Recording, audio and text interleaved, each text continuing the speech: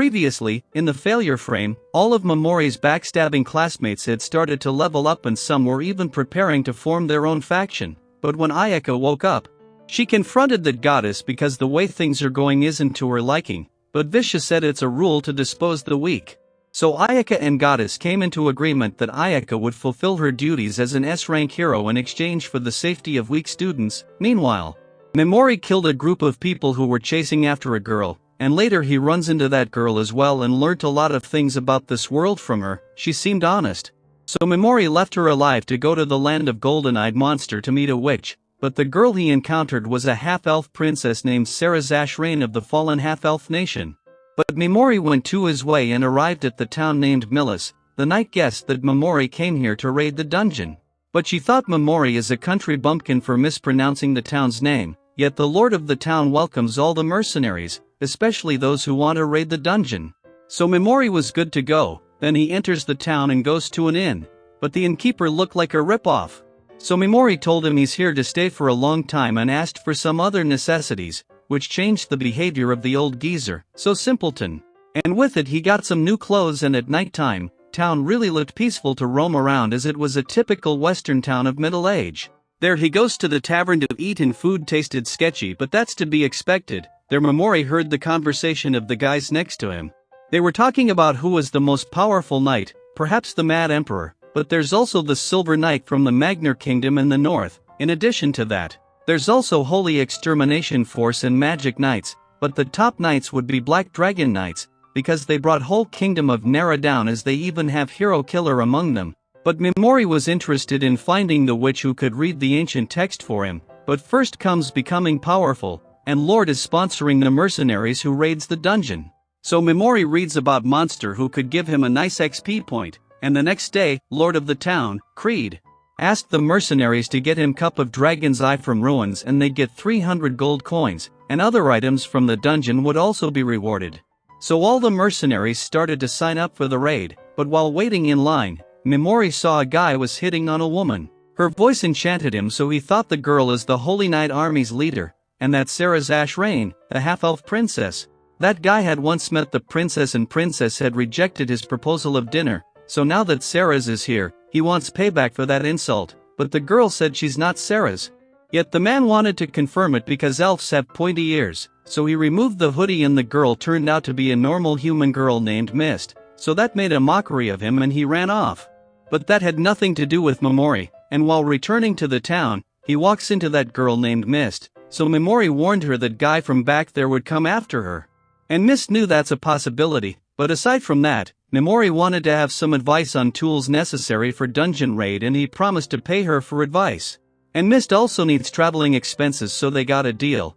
Then Mist did her job and helped him pick up things so Momori paid her a little extra for the help. But suddenly she was about to fall and her weight was too light. It appeared that she hadn't slept in a while, but Mist showed her she's fine and ran off. So who cares, Momori's goal was the dungeon and he gets there to hunt monsters. But some guys ran off from a monster chasing them down and Momori killed it too easily. Then later on they brought another guy for help but they saw the monster dead, so Momori killed a bunch and yet he got so little XP to level up. But there he heard the dude from before was trying to hire other mercenaries to kill Mist. He was so mad that he wants to feed Mist to the demons. But first those two wanted to have some fun before killing her, and still that guy showed such mentality for killing Mist because he made a fun of himself. There Momori walked in and they got ready to kill the witness, so he paralyzed them and used poison right after that. Their evil side reminds him of his parents.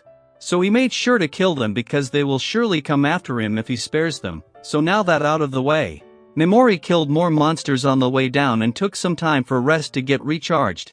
After that he moved forward and ran into another mercenaries. They saw there were many monsters lying dead ahead and felt strange because their skin had turned pale. So their leader chose to return back because safety comes first. They even invited Momori if he wanted to tag along, but he declined, so they told Momori to tell this to other mercenaries if he comes across them and left. Then he moved down the floor and finally found the room where the cup was, but the way statue was right beside it, it was 1000% clear it would attack. So Momori used paralyze and poison on it right away and killed the dragon thing. With it the quest here was done, but Mist also appeared for the Cup of Dragon Eye, so he gave the cup to her for free.